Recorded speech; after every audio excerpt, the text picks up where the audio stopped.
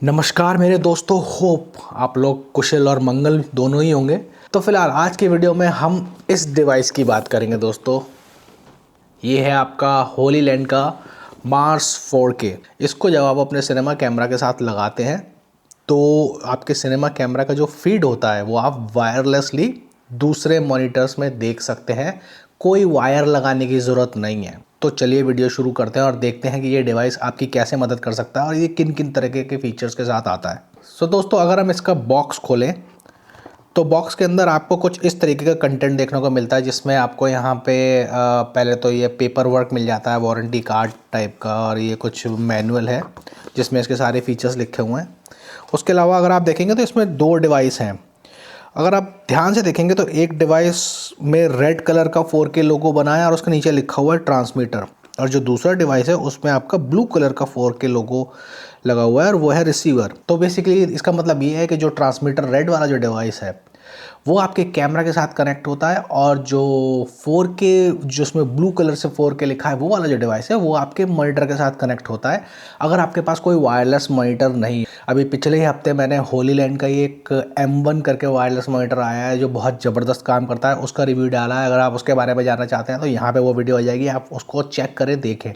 उसके साथ मैंने इस डिवाइस को यूज़ किया था अपने शूट पे। इसके अलावा साइड में देखें तो बॉक्स का कुछ कंटेंट मिलता है आपको, जिसमें छोटे बॉक्स के अंदर एक ये कोल्ड शू वाला ब्रैकेट मिलता है, जो इस डिवाइस को आपको कैमरा केज में कहीं माउंट करना है या हॉट शू के ऊपर माउंट करना है तो आप इसके मदद से उसको माउंट कर सकते हैं। इसके अलावा आपको एक USB-C डोंगल भी मिलता है, जो आई थिंक इसमें आपका फर्मवेयर अपग्रेड करने में काम आता है। इसको आपको बॉक्स में रखने के लिए एंटीनास को निकालने की ज़रूरत नहीं है।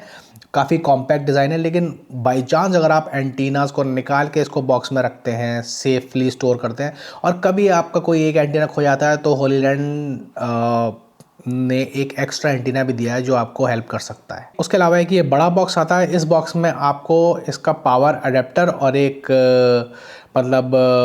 अगर आप कहीं बाहर की कंट्री में यूज़ कर रहे हैं तो वहाँ पर डिफरेंट टाइप के प्लग्स आते हैं, तो एक ये वो वाला प्लग है इसमें, जिसका मतलब ये है कि इस डिवाइस को आप मेन पावर से भी चला सकते हैं, मेन पावर से भी पावर इसमें सप्लाई कर सकते हैं, और अगर चाहें तो इसमें बैटरी का भी ऑप्शन है। अब बात करते हैं दोस्तों डिवाइस की बिल्ड क्वालिटी की। तो दोस्तों ये जो डिवाइस है यहाँ पे, इसकी जो बिल्ड क्वालिटी है ये एकदम सॉलिड है। मतलब ये पूरा मेटल है और हैवी ड्यूटी मेटल है। मतलब मेरे को इसमें अगर मैं प्लास्टिक ढूंढने की कोशिश करूँ तो शायद मेरे को लगता है कि ये एक जो इसमें यहाँ पे एक जॉयस्टिक का बटन है, बस एक यही जो पार्ट है शायद ये बटन ही प्लास्टिक है, बाकी सारा मेटल है ऊपर से लेकर नीचे तक। उसके अलावा अगर हम इसके इनपुट और आउटपुट पोर्ट्स की बात कर लें तो इसमें एक HDMI का ऑप्शन आता है, जिससे आप अपने कैमरा के थ्रू कनेक्ट कर सकते हैं। साथ ही साथ इसमें SDI का ऑप्शन भी आता है दोस्तों। मतलब बहुत कम बजट वाले ऐसे ट्रांसमिशन सिस्टम होते हैं जो इस बजट में आते हैं, जो आपको SDI देते हैं, और ये उनमें से एक है जो आपको SDI का सपोर्ट भी देता है। उसके अलावा SDI के नीचे जो पोर्ट है ये इसका पावर पोर्ट है। मतलब अगर आप इसको प्लग लगा के चलाना चाहते हैं और जो अडेप्टर आया है वो अडेप्टर यहाँ पे लगेगा और इसको आप फिर मेन से पावर दे सकते हैं। और दोस्तों ये जो पीछे की तरफ है ये यहाँ पे इसका बैटरी सिस्टम है, और यहाँ पे सोनी की जो NPF स्टाइल की जो बैटरी आती है ना, ऐसी सी बैटरी आती है ये वाली। ये बैटरियाँ मार्केट में काफ़ी कॉमन है और आराम से आपको सस्ते दामों में मिल भी जाती है, और ये एक बैटरी इस डिवाइस को ऑलमोस्ट पूरे दिन चलाता है, क्योंकि मैंने अपने शूट पे इसको यूज़ किया है। इसमें माउंटिंग पॉइंट है नीचे की तरफ कि अगर आपको इसको वो जो स्क्रू पे माउंट करके ट्राइपॉड या अलग से किसी मैजिक आर्म में माउंट करना है तो वो भी कर सकते हैं।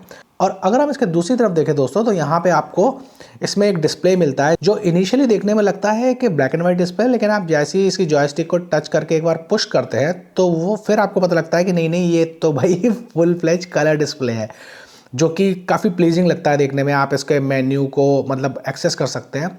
ये जो बीच में जॉयस्टिक है ये अप एंड डाउन मोशन में काम करती है, और आप इसको यूज़ करके मेन्यू को चेंज कर सकते हैं, सेटिंग को सिलेक्ट कर सकते हैं। इसके अलावा इसके नीचे की तरफ जो है ये सिंपल से एक ऑन ऑफ स्विच दिया है, और नीचे USB-C पोर्ट है जो इसका फर्मवेयर वगैरह को अपग्रेड करने में हेल्प करेगा, जिसका हमको डोंगल भी मिला है। अब बात करते हैं इसकी ट्रांसमिशन रेंज की। तो दोस्तों इसमें हमको 150 मीटर्स की line of site transmission range मिलती है। लाइन ऑफ साइट का मतलब ये है कि इसका जो रिसीवर है वो उसके ट्रांसमीटर को दिखना चाहिए। इसके अलावा अगर हम इसकी लेटेंसी की बात करें दोस्तों तो इसमें आपको 0.06 मिलीसेकंड की लेटेंसी मिलती है, जो कि बहुत बहुत बढ़िया है। मतलब इस तरह की लेटेंसी में आप व्यूइंग के अलावा फोकस पुल भी कर सकते हैं। हाँ, लेकिन एक चीज़ मैं यहाँ पे हाईलाइट करना चाहूँगा कि इसमें एक ऑप्शन और आता है कि आप मॉनिटर के अलावा आप एक होलीलैंड की होली व्यू ऐप आती है, आप उसको डाउनलोड करके उसके थ्रू अपने स्मार्टफोन के साथ भी इसको पेयर कर सकते हैं और आपका स्मार्टफोन या फिर आपका आईपैड वो भी एकदम मॉनिटर की तरह काम करता है। अगर आप उसके थ्रू वाईफाई के थ्रू इसको पेयर करके चेक कर रहे हैं तब लेटेंसी थोड़ी सी बढ़ जाती है, 0.06 से लगभग 0.09 के आसपास पहुंच जाती है। अगर आप इसको HDMI के थ्रू कनेक्ट करते हैं अपने कैमरा से तो आपको इसमें 4K 30p तक का ट्रांसमिशन रेजोल्यूशन देखने को मिलेगा, जो कि बहुत ज़बरदस्त है। वहीं पे अगर आप इसका SDI पोर्ट यूज़ करके SDI से कनेक्ट करते हैं तो फिर आपको इसमें 1080-60 तक का रेजोल्यूशन मिलता है, जो कि 4K से तो काफ़ी कम है, लेकिन व्यूइंग के लिए 1080-60 is still a good option, अच्छा ऑप्शन है। और अभी भी इंडस्ट्री में बहुत सारे लोग यूज़ करते हैं।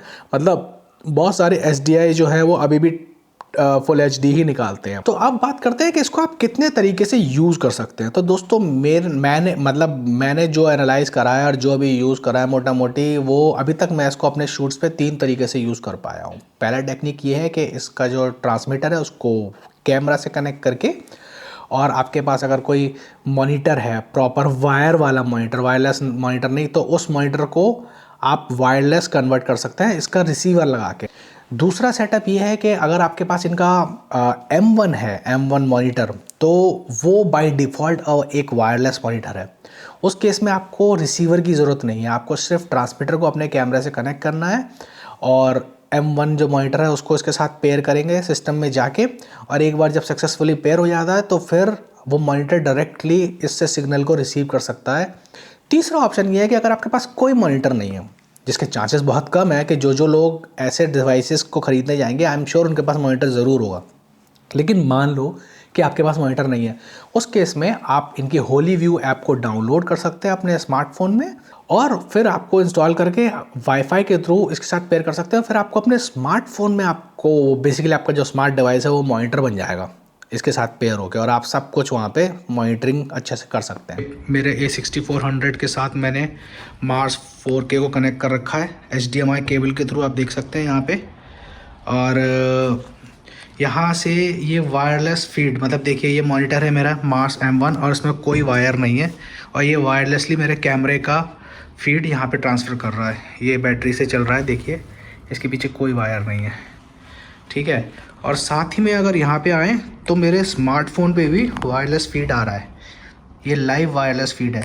और स्मार्टफोन पे हमको काफ़ी सारे ऑप्शंस मिल जाते हैं। अगर हम देखें तो वेव फॉर्म मॉनिटर आपको अगर चाहिए तो वो ले सकते हो, हिस्टोग्राम भी आपको मिल जाएगा, मैग्नीफिकेशन हो गया, फॉल्स कलर हो गया, ठीक है। और आप इसमें लट्स भी इंपोर्ट कर सकते हैं, लट्स फाइल को अपनी ऐड कर सकते हैं। पिछले शूट में ऐसा था कि हमारे पास एक मॉनिटर था और हमको कई सारे मॉनिटर्स की ज़रूरत थी, तो हमने क्या करा था कि हमने इसके साथ अपना जो इनका होलीलैंड का M1 वाला मॉनिटर है उसको कनेक्ट करा, और इसके अलावा 2 लोगों को हमने होली व्यू ऐप डाउनलोड कराई। तो क्या था कि एक बंदा मॉनिटर कर रहा था प्रॉपर मॉनिटर पे, और 2 लोगों के पास आईपैड और एक स्मार्टफोन था। तो एक बंदा मॉनिटर पे कर रहा था, एक बंदा आईपैड पे कर रहा था, एक बंदा स्मार्टफोन पे कर रहा था। अब बात कर लेते हैं इसकी प्राइसिंग की। तो इसके प्राइसिंग आपको यहाँ पे दिख जाएंगे।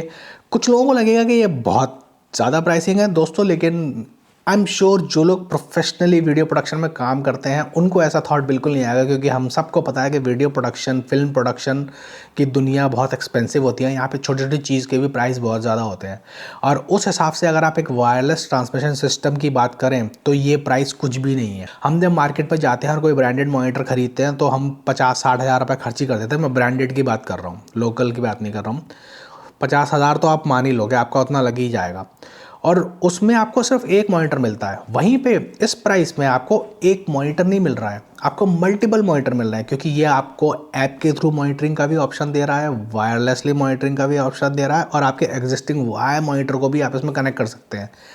तो मतलब मेरे हिसाब से ये बहुत ज़बरदस्त प्राइसिंग है इस तरीके के डिवाइस के लिए। और क्योंकि मैं इसको अपने शूट में यूज़ कर चुका हूँ तो मेरा एक्सपीरियंस तो बहुत बढ़िया रहा है, और मैं इसको हाईली रिकमेंड करूँगा, स्पेशली अगर आप एक बजट रेंज में कोई वायरलेस ट्रांसमिशन सिस्टम देख रहे हैं।